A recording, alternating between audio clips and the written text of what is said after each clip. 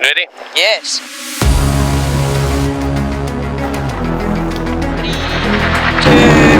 1, go!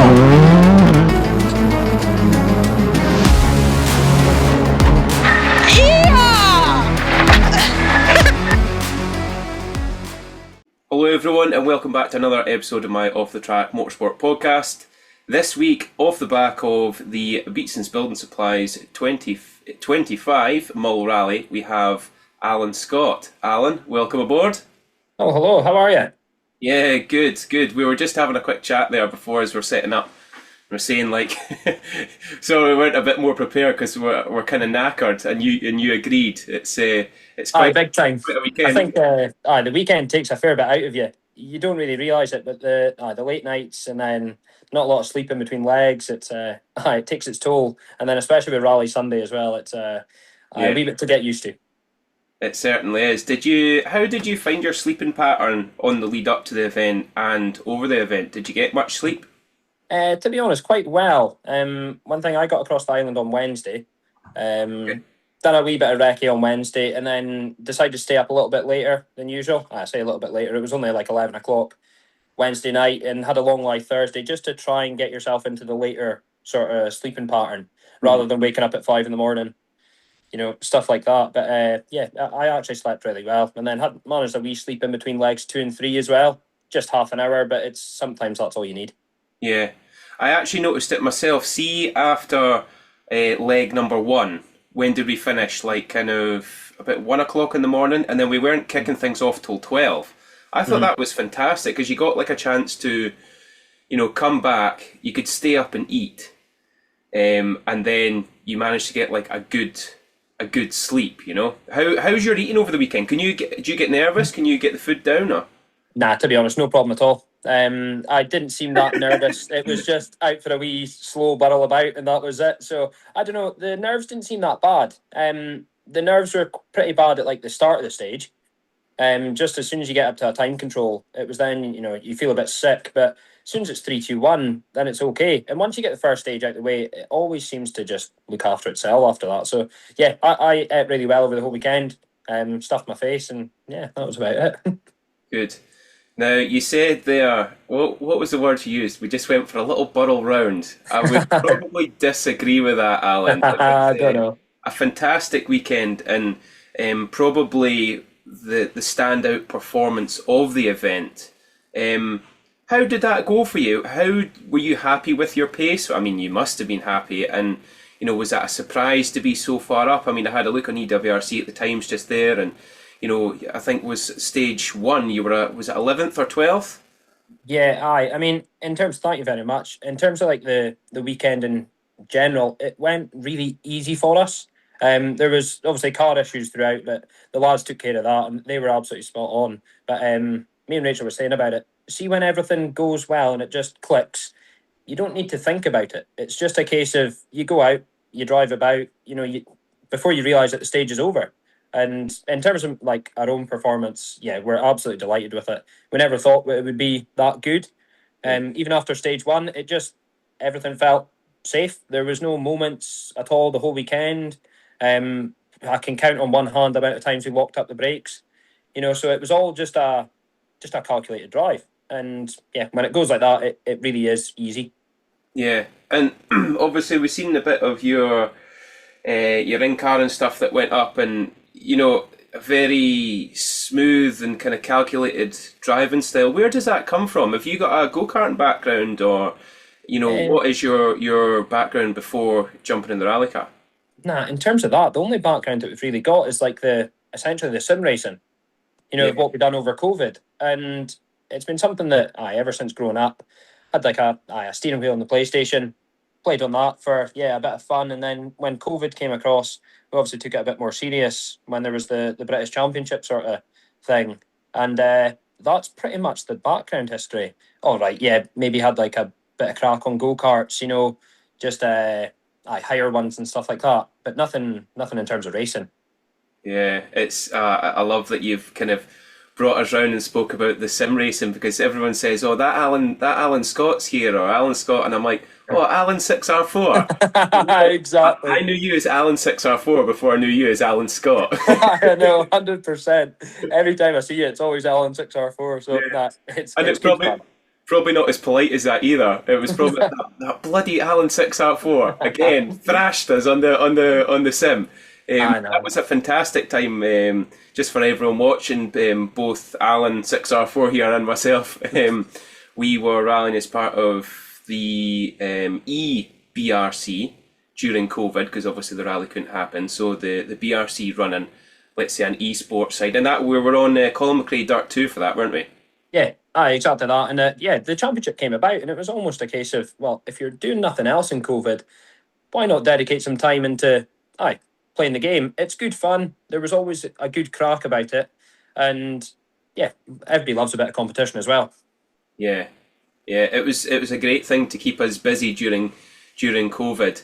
Now your setup, you had the PC, didn't you? You were running on PC.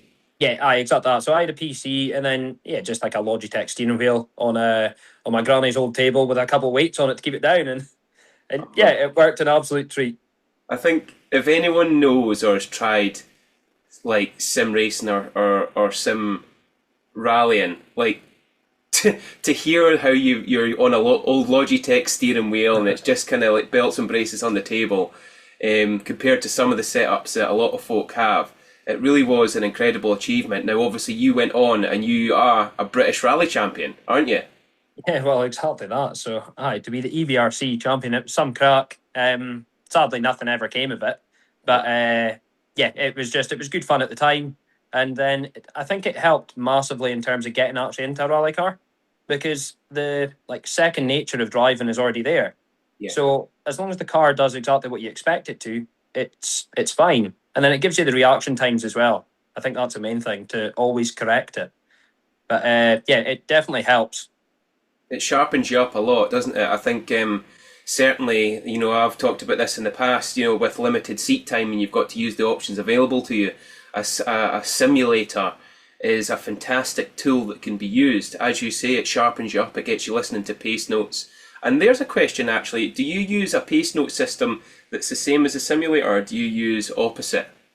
No, I use the same as the simulator. So we use six fastest, and again, just totally from you can play the game and listen to it, and it's again, as I said before, second nature to whatever is getting computed into your brain is the exact same as the sim. So it just sharpens up all aspects, and that was it. The first sort of time I done Mull was my first time on pace notes, and again, after with being on the sim and listening to that, it just helped massively. That you didn't need to think about what the page notes were meaning. Yeah. It just happens.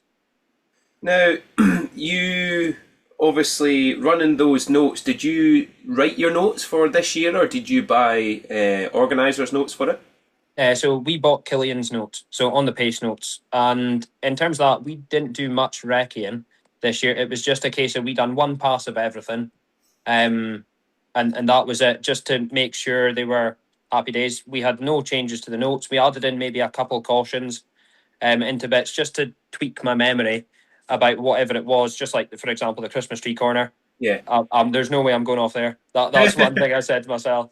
So adding that in. But yeah, I think all the work was done sort of like the past two times doing Mull. You'll know yourself being from there. You've got the road in your head. Yeah. So the pace notes are just to affirm your knowledge. That's really all it is. So in terms of that, we were really happy with the notes. Don't get me wrong, there was a few in our system like fours that could have been like I could have added in like a 4+ or a 4- Uh-huh. just to do that. But Rachel was absolutely spot on it, just like taking us back that little bit. So if I was pushing a little bit harder on a 4 that I shouldn't have been, all I would just get, she would just say rein it in, and that's all you get. But it was enough just to I'll calm it down a bit here. Maybe I'm getting a bit too excited with myself.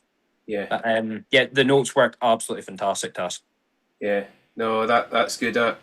It's I'm almost jealous when you're sitting talking and you're saying, we just came up and did one pass of everything, and we just toodled down the road, and honestly, I'm just in awe of your performance. It's fantastic. I mean, did you see Jaggy Bunnett's post? And obviously, he mentioned you in there on Facebook just the other day, and lovely, lovely comments. Kind of all round.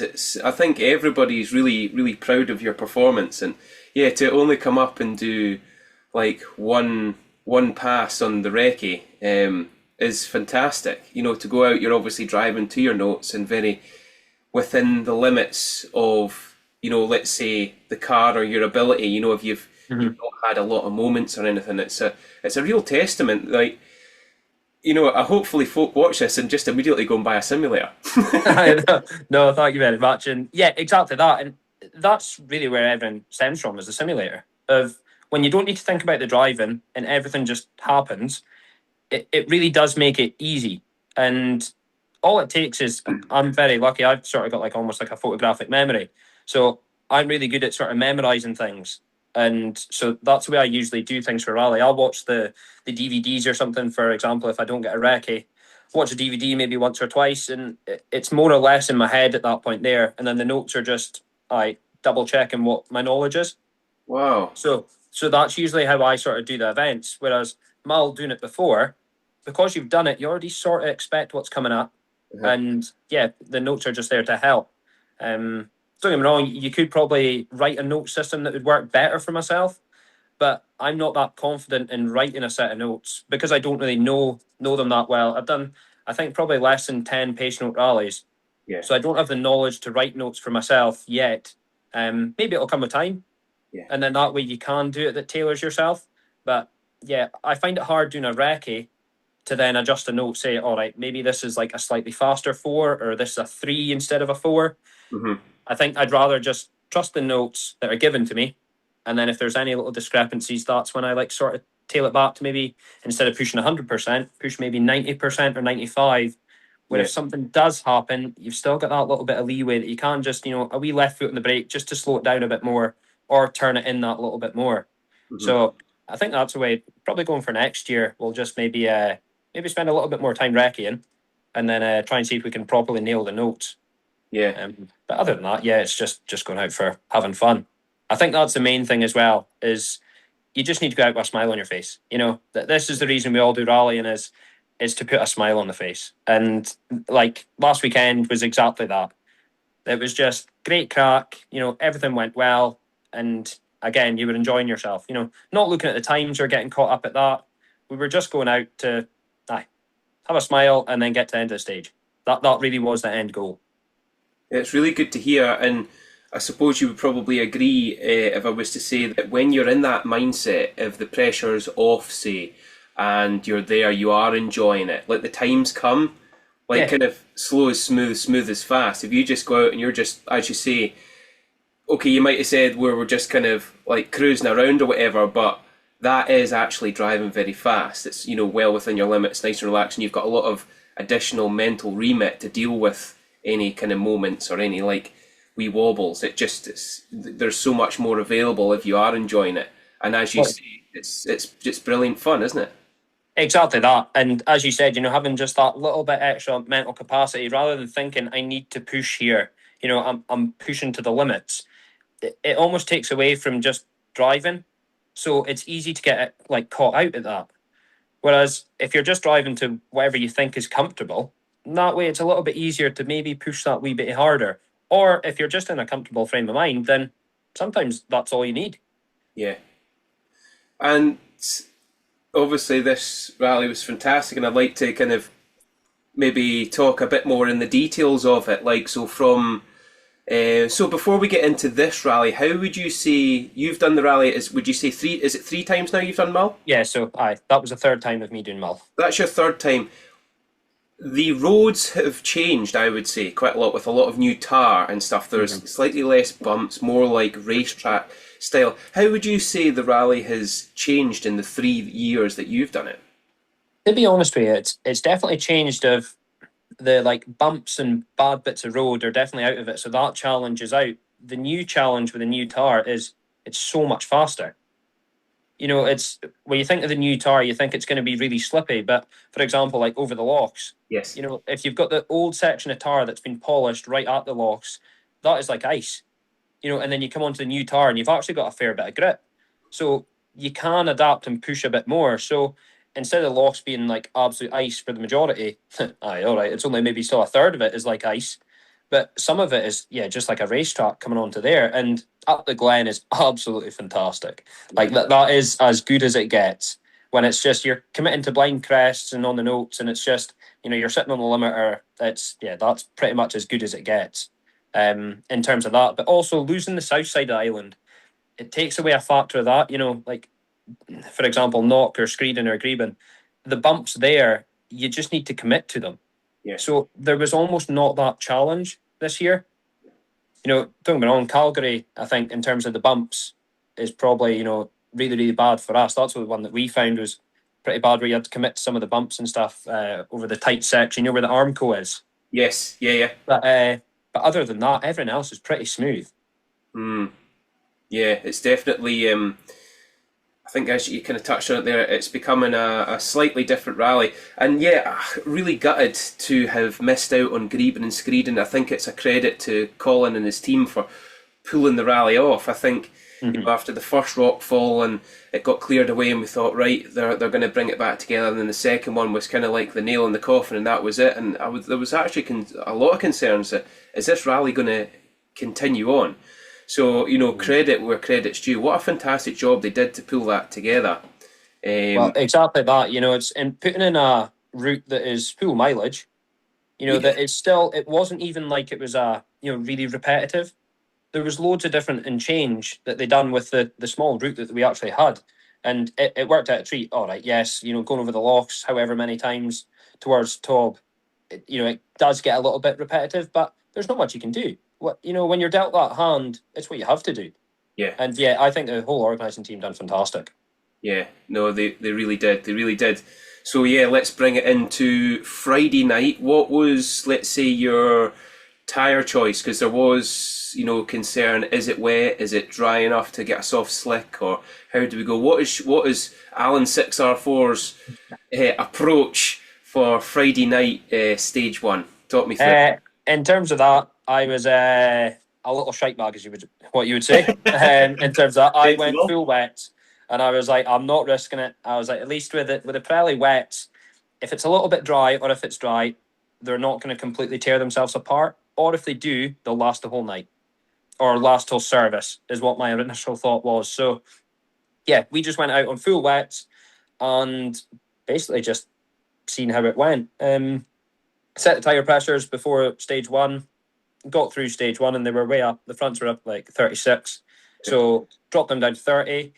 Again, it worked really well. The tyres came on. I think with the car, all I done was in my head is I need to get these things heated up before over the locks, or else it's going to be like slick. So thankfully up past sort of like the crossroads, then starting the locks, it was just really loading it up and trying to spin up the front wheels. Yeah. In terms of that, it worked a treat. And there really was loads of grip over the locks for that part. So yeah, done happy days, and then got through Calgary and Tua, and I was like, you probably could get away with a slick. At service, I went and spoke with Ali Curry, and me and Ali were debating about if we could go on to like a soft Pirelli on the front and keep the wets on the back. Yeah. And then both of us end up coming to the decision of, we've got the confidence in the wets. All right, it might scrub them in a fair bit more, but we've already scrubbed them in, so there won't be as much movement on the blocks. So it's worth just going for it. And so that's what we've done again, full wets. And to be honest, I had the same set of tyres on for legs 1 and 2. Yeah. And then changed just to a new set of wets for leg 3. Again, only reason being with tyre choice was we were confident on the wets. I know they had an initial bite, but they would tail off towards the end of the stage. But you could use that to your advantage. You could just keep the grip, and as soon as the grip starts going, just back it off a bit towards the end. Yeah. And it was better than going out on a set of softs that, for example, if I couldn't get beat into them on the first few corners, it'd knock the confidence for the rest of the stage. Yeah. And then at that point there, you've already lost it. Yeah. Yeah, very much agree with that. That's something that I was really pushing for my members in Project Podium. As soon as I was coming out with stages and stuff, or I was offering advice, we had a bit of a group chat going, almost like a live gravel crew, if you will. Yeah. And just passing information back. And you know, a lot of them, we kind of had to manage expectations and say, well, look, where are we going to gain the most benefit here? Are we going to gain most benefit from going out on a wet tyre that may be slightly slower, but not a huge amount, but the confidence, exactly what you said, lifts right up, compared to if you go out in a slick, yes, the slick might work, and if you've got, you know, a top level driver that can really set it in and is brave for the first 3 kilometres to really, as you say, kind of wheel spin it up, let it set it in and get that rubber working, you know, until that comes on, that could knock your confidence and you might never actually get there. So, in which point you've lost more than you would have lost just bolting the wets on and going for the confident approach. Exactly that, 100%. And that's the way that we've seen it, is the confidence at Mull is the main thing. You know, in terms of the grip for the tyre, how often are you using all of the grip that the tyre offers? Realistically, not a lot. You know, don't get me wrong, yes, you can push the tyre a bit more, but in terms of the wet, like especially the wet Pirellis that we had on, there's so much grip with them that, you know, don't get me wrong, you're not always using it. So, you know, there's no benefit in going for a grippier tyre if it knocks your confidence. Yeah. Now, for the folk that are watching that maybe, you know, don't drive themselves or aren't familiar, what is the issue with bolting a set of wet tyres on in the dry? What's going to happen through that stage, and what sort of things are we going to feel? I mean, the only thing is it's the car's going to move about under you a fair bit, because the block's on the tyre, it'll then just be more flexible. And with that, if it gets too hot, the grip's going to go away from that, and then it's going to end up chewing the tyre and chewing the rubber, so you've then got nothing left. In terms of Mull, it's probably not going to do that because you're not loading up on them that much. So that's where the thing is with a set of wets. If it gives you the confidence, just go for it. You know, and it's always a safe tyre to have, as long as the pressures aren't up massively all the time and they're just not working for you. Then obviously you'll need to go back down to like a soft compound, like a dry pattern. But no, we were very, very lucky that the wets worked absolutely phenomenal for us. Even in the dry parts of the stage, they still had loads of grip. Yeah. And phenomenal. Fantastic. No, that's really good info to have. And so we've gone in, you've had the wet tyres on for the full weekend. You're very good choice, and obviously that's paid off. We came 10th from Mull, fantastic result. So we've come round the first loop of 3 stages. We've got to the service, and then you were discussing with Ali about the tyres, and you know decided to stay in the wets. You then go into the first run of Glen Aris. Talk me through that. What a stage. Yeah, exactly. The stage is fantastic. We'll go back a wee bit as well, just about the whole weekend. We got into service and the boys jacked the car up and started just having a check over. Everything felt fine from inside the car, but it turns out one of the rear wheel bearings was completely knackered. So it was grumbling away to itself, and guess we didn't bring any rear wheel bearings. So thankfully, that's when we went for a drive about service to see if MDS was ZR had any. Thankfully, again, we're speaking with Ali. He was like, "Oh, ask Colin Telfer. He's running Cole Hastings' car." So asked them boys. Thankfully, they gave us a spare wheel bearing. So we managed to get back, and turns out there was a wee bit of a noise from that one. So we ended up knocking the inner race out of our wheel bearing that was knackered, changing over the ball bearings inside, packing it full of grease, and then bolting it back on to then do the Friday night. It was still making a noise, but it wasn't as bad. So at least we knew it would get through the Friday night. Yeah. And thankfully, very lucky with our 45 service, because we managed to do all of that with about 15 minutes to spare. Yeah. And so after that, it was right, quickly back into the car and head away up to Glen Aris and the hill road. And up there was absolutely fantastic. That's the first time up the full Glen right from the start. And it just went well. Again, we had the confidence in the car to keep on pushing. We ended up catching 2 cars in that stage, and them lads were really, really nice. They pulled over first sort of opportunity for them. Yeah. So didn't lose any time whatsoever with it. But once we got to the end of that, you were just grinning ear to ear after finishing that. And then, away down Loch Tua. Again, a nice, comfortable run down there. No issues. And then that was us, finished leg 1. I think at that point there, we were maybe sitting 14th, which was a fair shock to the system. That was for sure. But then it was just back. And then we ended up having a quick look over the car, just seeing what it needed. Didn't look like it needed that much. So we went to bed and then woke up in the morning. The lads then had a sort of right good look through the car.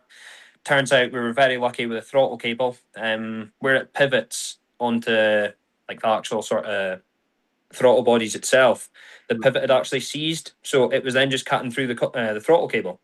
So we had 2 strands left of the 6-strand cable. So we didn't have a spare throttle cable as well. So we ended up getting I think it was a clutch cable from like an Argo cat that one of my mates had in his van. They managed to basically get that operational and solder a bit on the end so it would then work with the Gen Vs.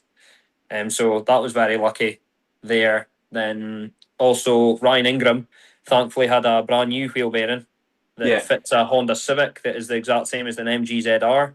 Right, Luckily okay. enough. So we went up to Tob to go and pick that up from him. They fitted that in the morning, then left Pennygowan to head down to Garmany. About 25 minutes to spare, so plenty of time. Then me being an absolute idiot, spun up the wheels a little bit on the gravel, just pulling out quickly, got onto the road, snapped the passenger drive shaft. Joking. So that was then That's on like the a way to case the of start in Garmany. that was on the way to the start of Oh leg my 2. God. So we were like, oh my God, what do we do here? Thankfully, some folk helped us push the car back. Then with the diff being that tightly sort of wound up, it manages to drive even with a snap shaft. Right, okay. So drove it straight back into the farm shed at Pennygowan, swapped the shaft over, and then thankfully made it down to Garmany in about 5 minutes to spare. So yeah, we were lucky to then start leg 2 with that one. So Oh, it was never ending at that point there. And then managed leg 2 went really, really well for us. We were happy enough with the whole way it went through. There was no issues at all with the car. Just the brakes a little bit towards the end of stages were then getting a wee bit too hot. yeah. Found out it was just the pad material was worn down a bit too much. Okay. But yeah, then leg 2 Put a went. new set of pads on it then. Did you sort that out or do you just run it with the same manager? Yeah, no, we ended up putting a new set of pads on it for leg 3. Okay. So yeah, it worked out a treat from that. And then in terms of car issues, there wasn't too much. Leg 2 was only the brakes, and then after that, the lads just had a quick look through. Everyone's all good, and then went into Saturday night for leg 3. Again, new set of wets. We weren't too sure how we would get on up the Glen. Uh-huh.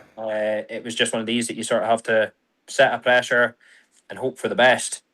Yeah. In terms of that, it worked really well up the Glen. Again, loads of confidence with the car. So it was just through that, again, grinning from ear to ear at the end of that one once we got into Dervig. Yeah. I made it round, I think it was in Calgary. Yep.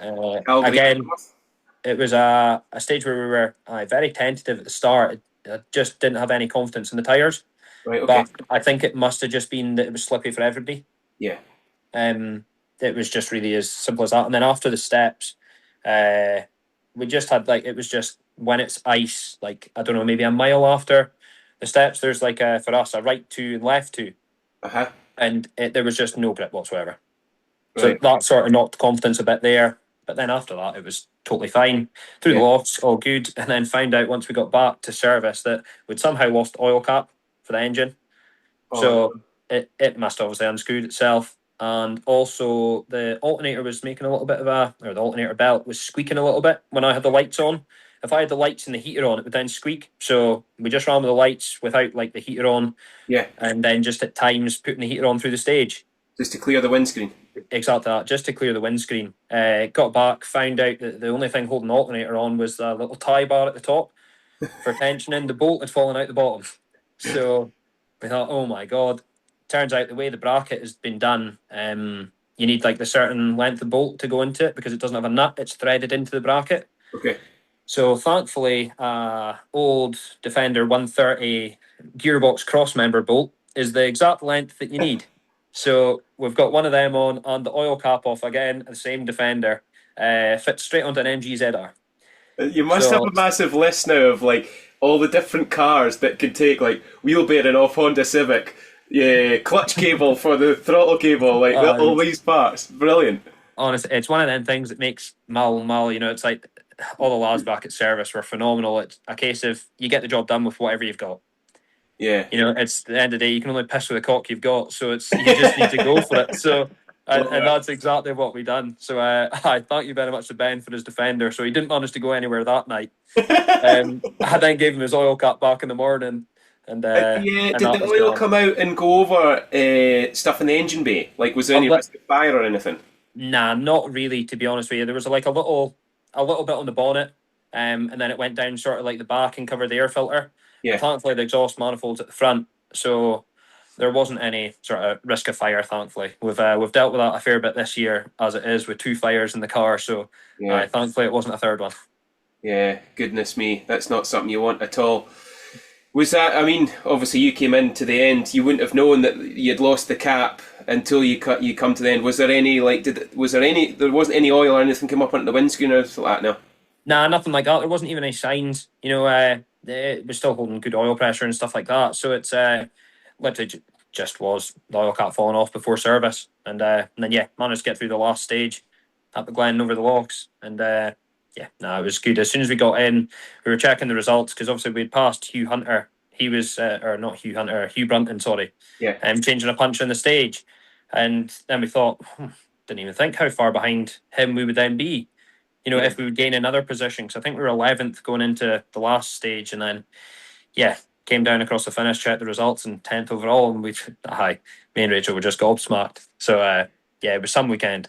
Must have made it very much worth it, all the heartache and stuff it takes to get into it. Like, how was it on the lead up, and how prepared are you? Obviously you've got your own car, and you're doing other rallies, so you are familiar with the environment and kind of what it takes. What preparations did it take? And was there lots of phone calls and lots of stuff getting sorted out before the event, or was it pretty squared away?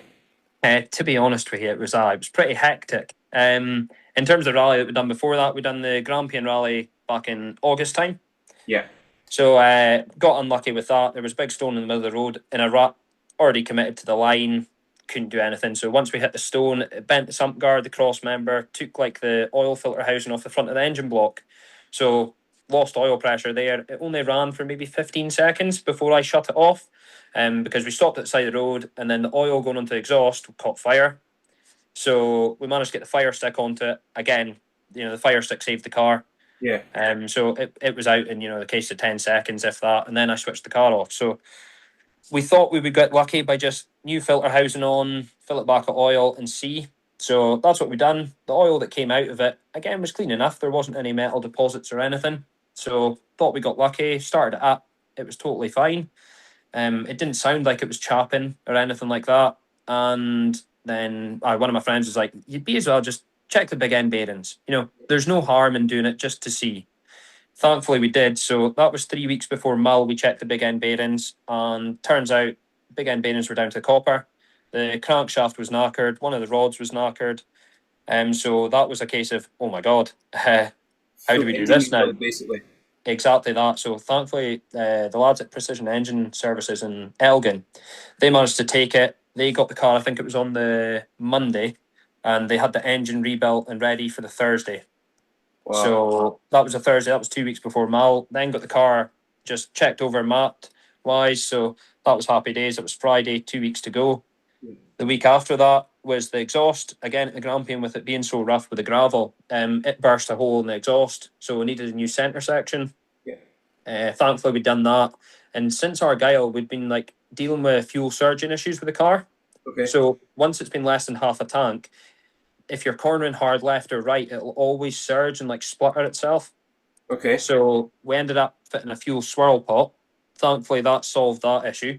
Uh-huh. So that was all good. And with obviously the fuel swirl pot? So basically, what it is, it's like a litre catch can that'll sit, in between the fuel tank and the fuel rail. Okay. So what it does is that'll keep a litre of fuel in it at all times, and the outlet for it is on the bottom of the tank. Okay. So it doesn't matter if you're cornering hard, you will always have a litre supply of fuel. Oh, okay. So that way it doesn't the fuel doesn't slosh over to one side of the tank. Yeah. And then, the fuel pump is then soaking up water air, and that'll then cause it to splutter. So you would normally maybe have baffles in the fuel tank, or you would have something to stop the sloshing motion, just to keep suction all the time.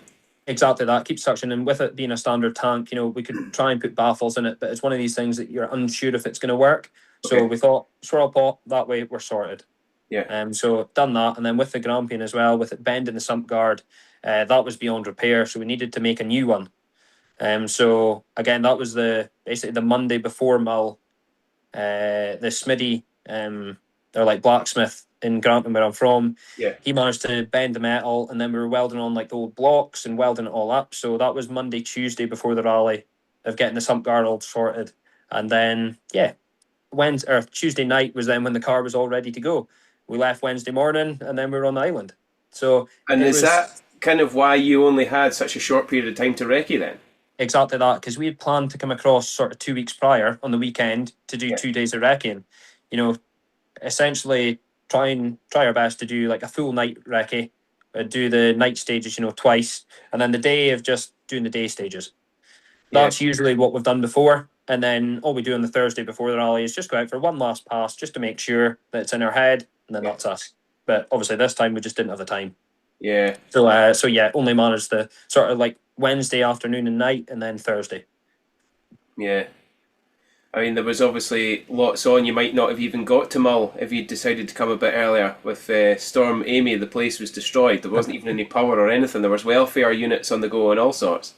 Exactly. I think I seen the photo. Everybody sitting at the top of the double road out of top trying to get signal and stuff like that. So Yeah. it sounded like some crack. It was like Sucky Hall Street up there. It was that busy. Not a cracker.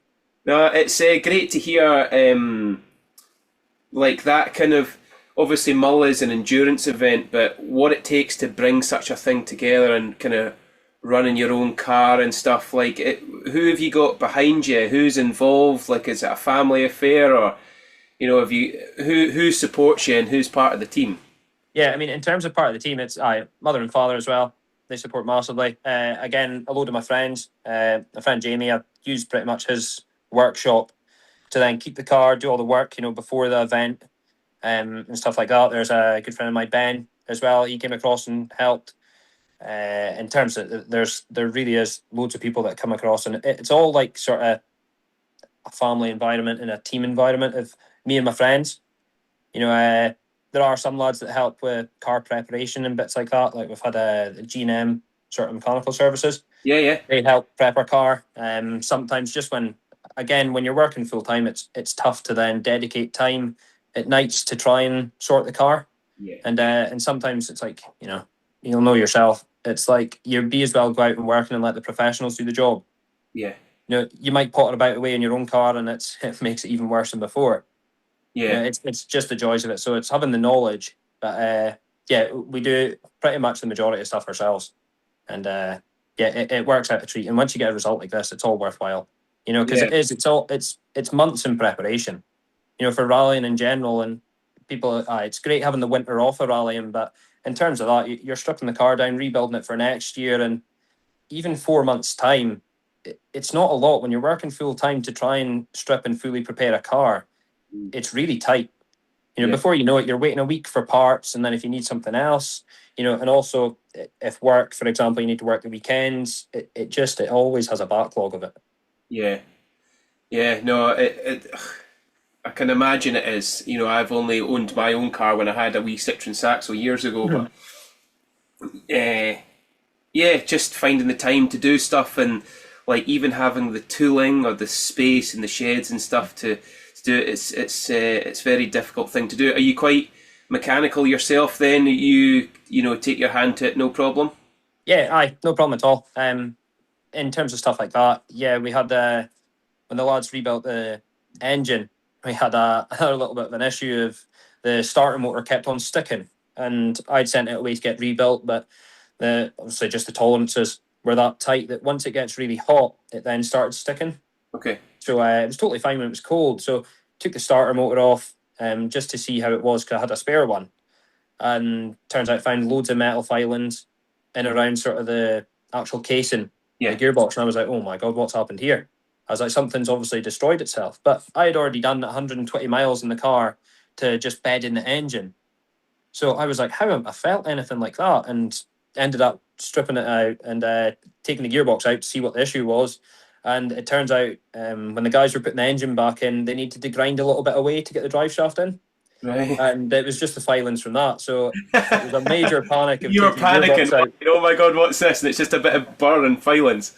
Exactly that, and that was the Sunday before Mull. So I was like, "Oh my god, what have we got?" So I cleaned it out, and it was all good after that. Like, but yeah, in terms of being mechanically minded, we like to sort of tackle everything ourselves. If there's anything a little bit above our pay grade, I'll just ask help. I've got loads of friends that are then sort of mechanics or really skilled lads that sort of know what they're talking about. Yeah. So no, it's really good, and it's good to have their help. It's nice. It's a fantastic community, isn't it? And you're doing like I was having a look in EWRC. What have you done? Maybe 5, 6 rallies this year, and Yeah. a couple over the last kind of 3 years. 2022 kind of kick things off in the wee Clio. Just being around that environment, I always like.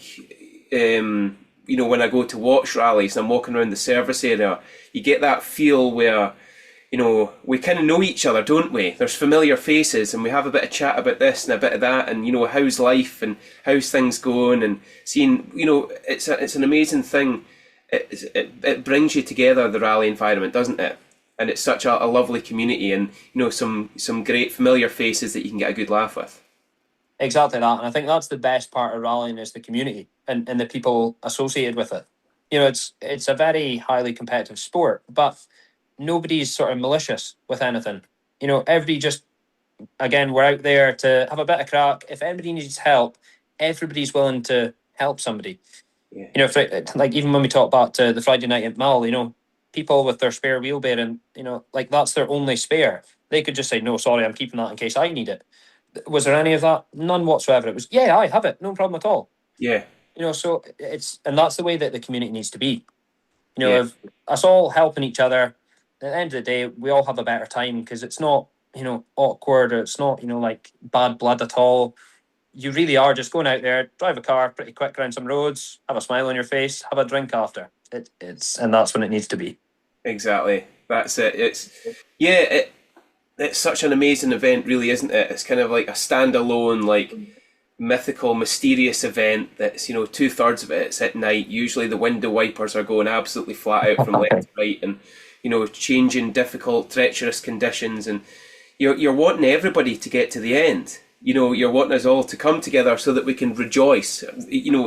Finishing Mull is as good as an achievement as anything. Never mind, winning classes or doing well, or the performance you put in is just really the cherry on top, isn't it? Finishing the event is such a kind of badge of honour, isn't it, to get there and everyone coming together. I get warm memories of watching Jonathan Mounsey when he had the Evo, and there was like an interview with him, and he's there and he's all stressed and he's like, yeah, no, come in there, and then the diff blew up, and then we couldn't get one, and then somebody out of somewhere, there's some van or something that there's a diff that fits. So, oh no, it wasn't. It was actually from another rally driver. It's like their only spare. That's exactly a similar thing. Yeah, they've given their only spare diff. So if anything happens to him, they're out the rally and it's in the rally car, and he's just like, look, this place is amazing. This community is fantastic, and us all coming together. It really makes you quite proud of the event, I think. 100%. I think that's a history that the event's got. It really is a standalone by itself. Everybody on the island is supportive of the rally, so and everybody there is for the rally, at that time there. Any sort of, people that are across there just want to help everybody out. And you want to make sure that you have a safe run round and an enjoyable run round. And then that's the beauty with it. And then Rally Sunday is always bloody brilliant because you've got some, loads of people that are there for the rally that you can then, people that you might not speak to for another year. You only see them on Mull, and you can only get the crack with them on Mull. And it's just a brilliant place, a brilliant event, and it's a testament to it. Yeah, it really is. And it's an interesting point that you said there about that it's kind of more than just the rally, and it's like the relationships and stuff. Now, even in my friend group, it's funny because it's kind of said to us that we don't spend a lot of time with each other, or we're always making excuses and we don't actually see each other. And that's all us lads from Mull ourselves. Yeah. And the one thing that does bring us together is the rally. It's a kind of like no holds bar, no excuses. Like we will be there and we will see each other. And, the group chat gets fired up, a couple of months before the rally, being like, oh, have you seen this? Are you coming wrecking? Or what you doing? Or what's the plans with the car, with Stuart? And Folks, a lot of us all work at sea. Stuart Wilshire, he works for Calmac, Darren Thompson, he works for Ben at Inverlussa and stuff, and we're all just kind of like trying to get time off work for a start. Ross does, and we always push to make that rally happen, and it's nice, coming together. I think it's just lovely and nice to talk about that. It's so much more than the driving. I've often said that I'm just the lucky person that gets to sit in the seat and drive it, but that's like 20% of it. The rest is Mum making the lemon drizzle cake, and all the sponsors and folk coming together saying, well, look, I'll give you a wee hand here, and we'll do this, and then getting the kids involved, and it really is fantastic. Moving on, what is the plans for you? You've come off the back of a fantastic weekend on Mull. You must be G'd up going, I've got something here, What do we do with this? Nah, not at all, to be honest with you. It's a case that the plan for the future is, again, just keep on doing the odd rally here and there, put a smile on the face, and that is pretty much it. There's no sort of big plans or anything like that. As I've said it before, like sort of rallying for me is just going out and putting a smile on the face. It's a break away from work. It's not stress free, because it never is stress free. But it's an enjoyable kind of stress. Different kind of stress, isn't it? Exactly that, and that's all rallying is. For me. So it's, in terms of next year, it's just going to be go out, a select few events. Again, just to have fun on, and then another tackle at Mull, and just see how we do. And what car are you going to keep the MG for next year? Yeah, exactly that. We'll keep the MG for next year. It just needs a lot of TLC. That's all it is. In terms of the issues that we had sort of last weekend, probably a lot of it could have been prevented. With like more preventative maintenance. Yeah. So again, it's just knowing once you go to a big event like that, you could be done with sort of putting in a pair of new shafts, just giving it, a right good looking over and seeing what everything is. With that throttle cable, it's obviously been like that for a wee while. Yeah. So you could have easily picked up on that even before it started going through. Hindsight's a bugger, isn't it? You can always say what we could have seen or what we could have done, but I tell you what, rallying's a good one to expose you for that. It'll always 100%. 100%, and we're all just, I'm just as guilty as you. Have a quick look over the car, it takes you an hour, and you think this thing is mint and ready to rock and roll. Whereas last weekend, it's obviously just a wee eye opener, and that's what you need sometimes, of just to then pay more attention to what you're doing. Yeah, and I think rallying's the best for that. Is in terms of stuff like it, just in life in general. If you pay a little bit more attention, all it takes is a wee wake up call, and then you go, right, I need to do this differently, or it's just learning from your mistakes. Yeah, definitely. So, looking forward, you're just enjoying it at the minute, enjoying the process and kind of just tickling away. What would be, let's say, a dream, or what would you like to do? Let's say for the Mull Rally, would you like to, compete in kind of four-wheel drive car, Subaru, or, Rally 2, Rally 3? Is there anything that you really fancy in years to come? To be honest with you, in years to come, I would always like a shot at Rally 2 car. I think that would be definitely where you want to go. But in terms of, it was going to be a question for yourself. It's like, do you find yourself more enjoyment out of the Rally 2 car, or back when you had like the Saxo, like, plugging away around at the back of the field, pushing as hard as you could with, what you've got? What do you find more enjoyment with? So that's a fantastic question, and something that is on my mind a lot. I was just messaging John McCrone just yesterday talking about this, about how, I miss the Saxo was fun, but it was a bit gutless. But the Fiesta, the R2, the old 1600 kind of cadet class, that was fantastic. And I've got fond memories of coming in at the end of the stage after wringing that thing's neck. You're like coming in and raging because you've changed down and then changed back up, and you're like, that's a tenth of a second. You're like, damn it, I should have kept that. Or I came in, I lifted off the throttle and kept it, and then back on where I could have kept it on. And it's like those margins where you weren't scared to really push it. And I think there's a lot of pressure that comes in the Rally 2 car, for example, because you have to perform. But then you're obviously, for me, it's my own doing, it's my own fault, but I'm kind of managing, let's say, a damage bill or something like that looms over you. Let's say if you own your own car, if you crash it, you can stick it in the shed and you might take a year to sort it, or you maybe take a year or two off rallying. But if you hire a car off a Buckley or somebody, that car has to be fixed because it may very well be out 2 weeks after the rally. So that has to be sorted. I think after the rally this year, I thought that, there's potential that this would be my last rally in a Rally 2 car until such times as, I've maybe got a bit more budget or mental remit to kind of deal with that, because I don't think I'm doing it justice.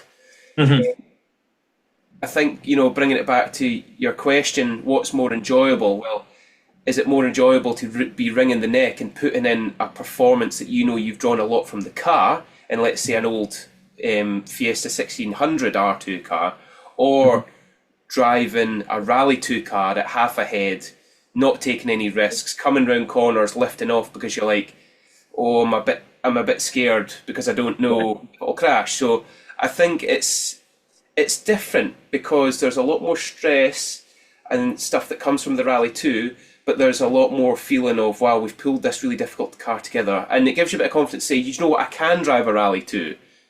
We can put in a performance, but I do miss the enjoyment of the old 1600 R2. That was a great fun car. And yeah, I just think, wouldn't it be nice to go in and be like, it doesn't really matter, never mind the result, let's just go out and see if we can hit these jumps as hard as she'll go and see what happens, see if we can get our bounce in, and just coming in and absolutely flat out having some moments where if you crash, then it's not ideal, but you might be 3-4 grand and you can get the thing sorted and it's a bit of time. So I think the way that you're doing it, I would drag it out and enjoy it as much as you can. Unless the aspirations where I want to go and win rallies, I want to make a name for myself, I want to get somewhere, then you have to kind of, let's say, kind of put your balls on the line and kind of put their money where your mouth is, kind of thing, and take that risk and gamble. But, as Callum Duffy really harped on to me before the rally and even after, it's like, it's just a hobby at the end of the day. Yeah. I mean, you look at the boys that have won that are doing the Rally Star program. I mean, they've had a fantastic opportunity and they're doing really well, but there's still no guarantee that these lads are getting seats. Yeah, exactly, and I think that's where it comes down to, especially for myself, I don't have sort of many aspirations in rallying. It is just, as I've said before, just to put a smile on the face and just to really enjoy it. And that's the thing. It's like, yes, you could, in terms of myself, would I want to go out and maybe hire a Rally 2 car? I would want to for a try, definitely to try one. But as you said there, you've got the damage bill sort of looming over your head. So that's always in the back of the mind. Yeah. So you can't focus fully on the job intended. And no matter how many people say, yes, you can, you just can't, because it's always going to be there. Because, no matter how much the damage bill would be, it's a lot of money.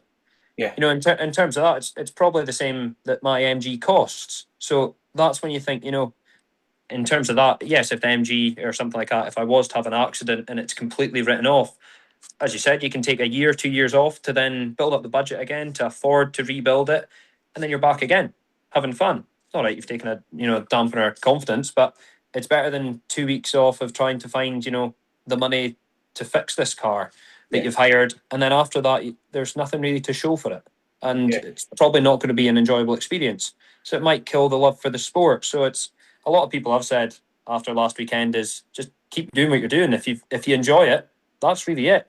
The further up you go, you might start killing the fun, and at that point there, what is the point? I would very much agree with the sentiment there. I think from the short time that I've had talking to you, and we've known each other through the sim racing and stuff for a wee bit, and we've chatted back and forward, I think what I'm seeing here is that your superpower is the fact that you are genuinely there just to have fun, and if there's little aspirations, then the aspirations will come to you.